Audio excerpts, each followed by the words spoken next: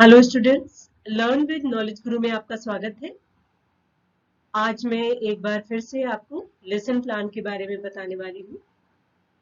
अगर आप BEd course के स्टूडेंट हैं तो बीएड के थर्ड सेमेस्टर या किसी अन्य सेमेस्टर में आपको लेसन प्लान बनाना रहेगा। और ये लेसन प्लान बनाने के लिए आपको 2 सब्जेक्ट सेलेक्ट करने होते हैं जो आपके ग्रेजुएशन के स्ट्रीम के अकॉर्डिंग होते हैं। इसमें दोनों सब्जेक्ट में आपको 20-20 प्लान बनाने रहते हैं और उन प्लान्स की प्रैक्टिस टीचिंग आपको स्कूल में करनी होती है, जिसका बाद में एग्जाम भी होता है।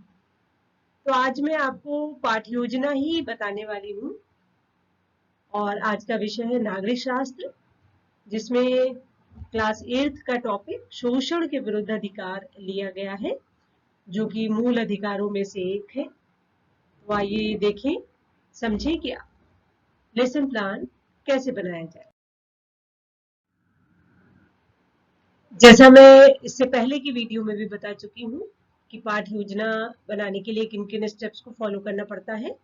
तो इसमें सबसे पहले पाठ योजना बनाने के लिए पाठ योजना हम बनाते हैं और उसमें लिखते हैं पाठ योजना। उसके बाद जो एंट्रीज होती हैं, दिनांक, विषय, प्रकरण, कक्षा, चक्र और अवधि, इसे हम लिखते हैं, जो कि बाद में टीचिंग के समय बोर्ड पर लिखते हैं वहां पर। फिर सामान्य उद्देश्य हमें बताने होते हैं, जो विषय के सामान्य उद्देश्य होते हैं, यानी कि यहाँ पर नागरिक शास्त्र विषय के सामान्य उद्देश्यों को लिया गया है। इसका अर्थ है कि आप उन सामान्य उद्देश्यों को लिखेंगे जिस भी विषय का प्रकरण आपने चयन किया है और उसका प्लान आप बनाने जा रहे हैं। सामान्य उद्देश्यों के बाद पाठ के विशिष्ट उद्देश्य बनाने होते हैं, अर्थात जिस पाठ योजना को हम बनाने जा रहे हैं उसमें जो विषय वस्तु पढ़ाने जा रहे हैं उन उद्देश्यों को पूरा कैसे किया जाएगा, ये विशिष्ट उद्देश्य के रूप में बनाया जाता है।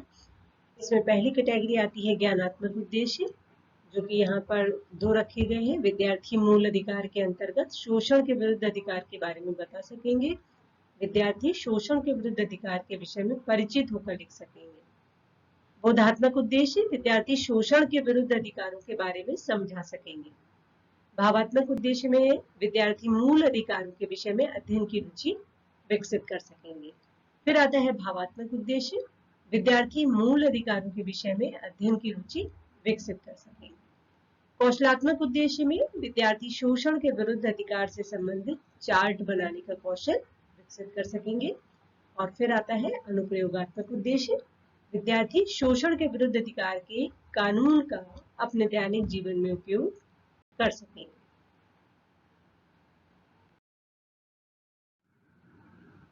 इसके बाद आता है सहायक सामग्री, जिसमें आपको बताना होगा कि पाठ पढ़ाने के लिए आप किस सहायक सामग्री का इस्तेमाल कर रहे हैं, अर्थात चार्ट या मॉडल या कोई और वस्तु। यहाँ इस प्लान में शोषण के विरुद्ध अधिकार से संबंधित चार्ट लिया गया है, इसलिए इसे यहाँ पे लिख दिया गया है। फिर आता है पूर्व ज्ञान। पूर्व ज्ञान में पाठ से पहले की जो जानकारी विद्यार्थियों के है उसके बारे में लिखते हैं और इस पाठ योजना में लिखा गया है विद्यार्थी शोषण और मजदूरी के विषय में सामान्य जानकारी रखते हैं। इसी पूर्व ज्ञान पर आधारित करके प्रस्तावना प्रश्न बनाए जाते हैं, जिससे पूर्व ज्ञान को उनके नवीन ज्ञान से जोड़ा जा सके। अर्थात वो नवीन ज्ञान तभी सीख पाएंगे जब उन्हें पूर्व ज्ञान से लिंक करके बताया जाए। प्रस्तावना प्रश्नों में 3 प्रश्न रखे गए हैं। पहला प्रश्न है आय अर्जित करने के लिए व्यक्ति क्या करता है। फिर विविध प्रकार के कार्य करने से प्राप्त होने वाली आय क्या कहलाती है। और तीसरा प्रश्न समस्यात्मक प्रश्न के रूप में है, बिना मजदूरी दिए बलपूर्वक कार्य करवाना क्या कहलाता है। समस्यात्मक प्रश्न का उत्तर विद्यार्थियों के द्वारा अधिकांशतया नहीं मिलता है, अतः शिक्षक के द्वारा छात्राध्यापिका या छात्राध्यापक के द्वारा इस प्रश्न का उत्तर देने के बाद उद्देश्य कथन किया जाता है, जिसे यहाँ योजना में भी हम लिखते हैं। इस उद्देश्य कथन के पश्चात ही शिक्षण कार्य प्रारंभ होता है, यानी कि बोर्ड पर प्रकरण भी लिख दिया जाता है और इसके पश्चात शिक्षण कार्य प्रारंभ किया जाता है। इसके पश्चात पाठ योजना में चार्ट को प्रदर्शित करना होता है, यहाँ पर शोषण के विरुद्ध अधिकार का चार्ट प्रस्तुत किया गया है, जिसमें जितने भी शिक्षण बिंदु हैं उनको पूरी तरीके से कवर करने का प्रयास किया गया है और उस पर आधारित करके इस चार्ट को बना। उद्देश्य कथन के पश्चात हम पाठ का विकास करते हैं और पाठ्य योजना में उसका प्रस्तुतिकरण इसी प्रकार से करते हैं। पाठ्य योजना में प्रस्तुतिकरण के लिए विशेष रूप से ध्यान रखना होता है कि जो कॉलम है उन्हें स्पष्ट रूप से बनाया जाए। तो पाठ्य योजना बनाने के लिए मुख्यतः जिन कॉलम को हम बनाते हैं उसमें जो हेडिंग्स रखते हैं वो है क्रम संख्या, शिक्षण बिंदु, अपेक्षित व्यवहार परिवर्तन, छात्र अध्यापिका क्रिया, छात्र क्रिया, विधि या प्रविधि और श्यामपट्ट कार्य। ये ध्यान रखना होता है कि ये जो पहले 4 कॉलम है, ये जो आपका पेज होगा वो बाएं पेज पर आएंगे और उसके जस्ट अपोजिट दाहिनी तरफ छात्र क्रिया, विधि, प्रविधि और श्यामपट्ट कार्य आएंगे, यानी कि पूरा प्रस्तुतिकरण एक साथ दिखाई देगा। कई बार होता है कि प्लान बनाते समय हम इसे दाहिने पेज में बना लेते हैं और इस इतने हिस्से को बाईं तरफ बना लेते हैं, तो इसका जो सीक्वेंस होता है वो नहीं सही रहता है और प्लान स्पष्ट रूप से समझ में भी नहीं आता है। तो प्रयास करें कि जो पेज लें उसमें ये 4 पहले कॉलम बाईं तरफ और उसके जस्ट सामने दाईं तरफ 3 कॉलम बनाएं। अब देख लेते हैं कि इन कॉलम्स में सबसे पहला जो पॉइंट क्रम संख्या में पहला रखा गया है, यानी कि पहला शिक्षण बिंदु जो इस पाठ्य योजना में रखा गया है, शोषण के विरुद्ध अधिकार, जिसके लिए अपेक्षित व्यवहार परिवर्तन में लिखा गया है विद्यार्थी शोषण के विरुद्ध अधिकार के विषय में जानकर बता सकेंगे। छात्र अध्यापिका क्रिया में विकासात्मक प्रश्न पूछना होता है। विकासात्मक प्रश्न अधिकतर विकासात्मक प्रश्न जो पूछा जाता है वो मुख्यतः पूर्व ज्ञान या सामान्य जानकारी पर आधारित होता है और उसका संभावित उत्तर छात्र क्रिया में लिख दिया जाता है। विधि और प्रविधि में जो विधि प्रयोग में ला रहे हैं वो यहाँ पर लिखते हैं, जैसे प्रश्नोत्तर प्रविधि को लिखा गया है। यदि कोई अन्य प्रविधि या विधि को प्रयोग में लाते हैं तो वो यहाँ पर लिखेंगे। श्यामपट्ट कार्य, प्रश्न पूछते समय कोई श्यामपट्ट कार्य यहाँ पर नहीं है तो यहाँ पर नहीं इंगित किया गया है। इसके बाद आता है छात्र अध्यापिका या छात्र अध्यापक क्रिया में स्पष्टीकरण। जो शिक्षण बिंदु है उसका स्पष्टीकरण आपको यहाँ पर देना है और इस स्पष्टीकरण को करते समय आप ध्यान रखेंगे कि यदि स्पष्टीकरण बहुत अधिक लंबा हो रहा है तो प्रश्न विकासात्मक फिर से पूछें, जिससे जो विद्यार्थी है वो जो कंटेंट है उसके साथ इंटरैक्ट होते रहे। छात्र क्रिया वाले कॉलम में विद्यार्थी ध्यानपूर्वक सुनेंगे, विद्यार्थी ध्यानपूर्वक देखेंगे, जैसा भी होगा वो लिखा जाएगा यहाँ पर। और विधि प्रविधि में व्याख्यान विधि और चार्ट प्रदर्शन लिखा गया है।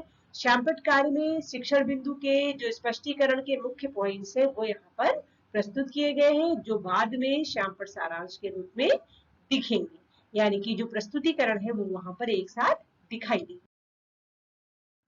दूसरा शिक्षण बिंदु जो लिया गया है वो है मानव के क्रय विक्रय पर रोक, जिसमें अपेक्षित व्यवहार परिवर्तन है। विद्यार्थी अनुच्छेद 23 के अनुसार लगाए गए प्रतिबंध को समझा सकेंगे। छात्र अध्यापिका क्रिया या छात्र अध्यापक क्रिया में प्रश्न रखा गया है विकासात्मक क्रय विक्रय का क्या अर्थ है, जिसका उत्तर संभावित जो उत्तर होगा वो छात्र क्रिया में लिख दिया गया है। और विधि और प्रविधि में प्रश्नोत्तर प्रविधि को लिखा गया है। श्यामपट्ट कार्य में कुछ नहीं है और यहाँ स्पष्टीकरण आता है और जो कि शिक्षण बिंदु पर ही आधारित होगा।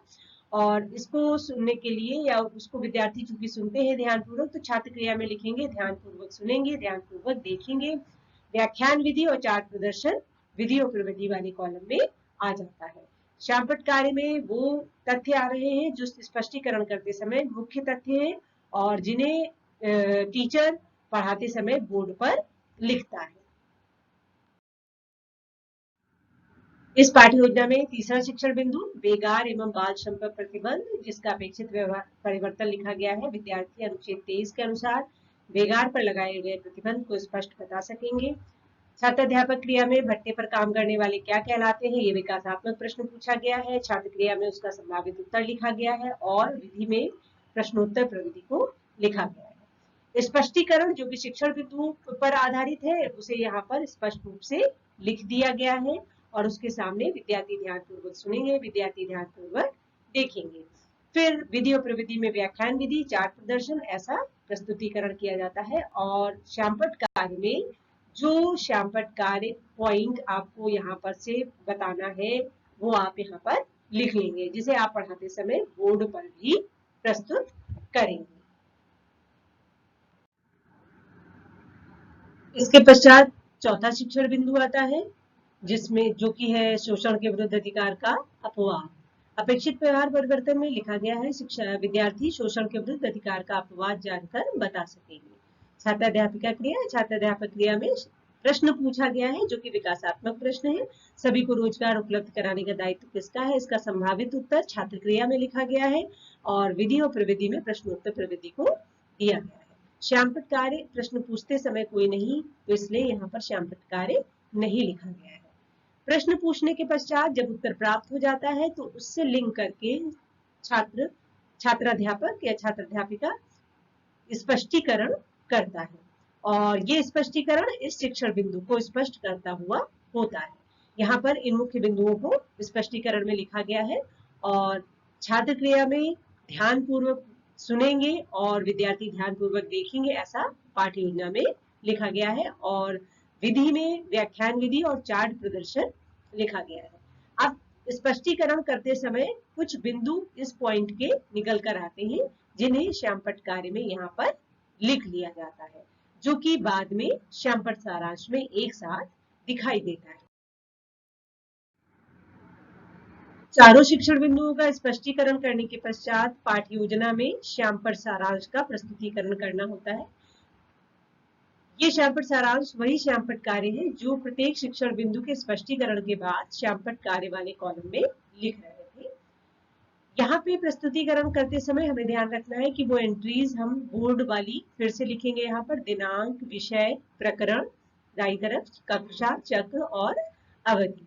यहाँ पर प्रकरण को हम लिखते हैं। प्रकरण के जो मुख्य 4 बिंदु जिन्हें स्पष्ट किया गया है पाठ्य योजना में, उन्हें यहाँ पर भी फिर से प्रस्तुत किया जाता है। शोषण के विरुद्ध अधिकार, मानव के क्रय विक्रय पर रोक, बेगार पर प्रतिबंध और शोषण के विरुद्ध अधिकार का अपवाद। क्योंकि इस पाठ्य योजना में जो टॉपिक लिया गया था उसके ये 4 शिक्षण बिंदु हैं और इसलिए इन्हें यहाँ पर सारांश के रूप में प्रस्तुत किया गया है और ये वो मुख्य तथ्य है जो श्यामपट्ट कार्य के रूप में प्रत्येक कॉलम शिक्षण बिंदु के बाद जो श्यामपट्ट कार्य का कॉलम था उसमें लिखे गए थे। तो यह प्रस्तुतिकरण पाठ्य योजना में चारों शिक्षण बिंदुओं के स्पष्टीकरण के बाद आता है और जब आप कक्षा में शिक्षण कार्य कर रहे होते हैं तब भी आप स्पष्टीकरण करने के पश्चात इस श्यामपट्ट सारांश को क्लियरली स्पष्ट रूप से दिखना चाहिए। श्यामपट्ट सारांश के पश्चात जो हेडिंग आती है वह है निर्देश एवं निरीक्षण, जिसमें शिक्षक जो है विद्यार्थियों को श्यामपट्ट सारांश उतारने का निर्देश देता है और स्वयं कक्षा का निरीक्षण करता है।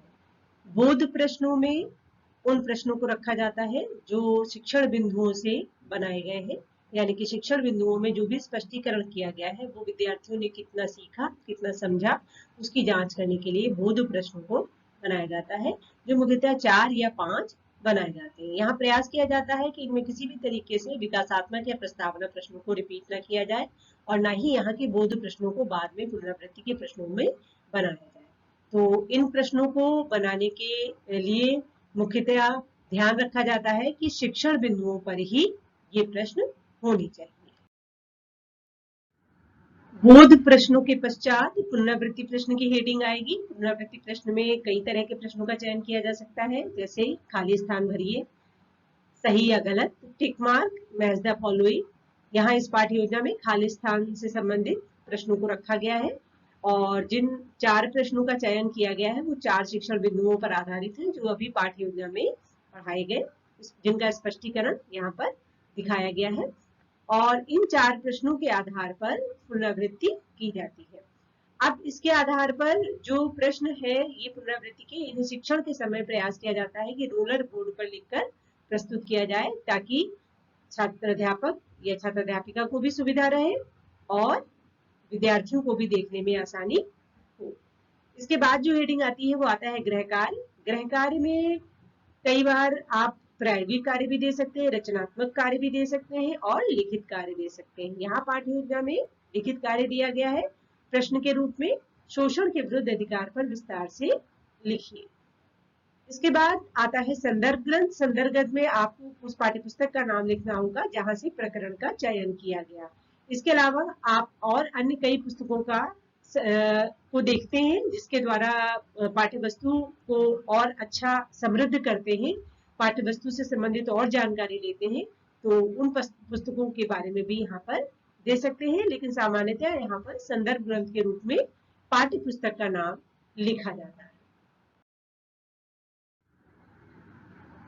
उम्मीद करती हूँ कि आपको ये स्टेप्स समझ में आए होंगे, और यदि ये समझ में आए हैं तो बहुत ही अच्छी बात है। आप इसके आधार पर पाठ योजना बनाइए, और यदि किसी भी तरह की समस्या है तो आप मेल भी कर सकते हैं या कमेंट बॉक्स में लिख भी सकते हैं कि ये आपको प्लान बनाते समय किस तरह की समस्या आ रही है या किस सब्जेक्ट में आपको प्लान बनाने के लिए प्रॉब्लम्स आ रही है। Thank you.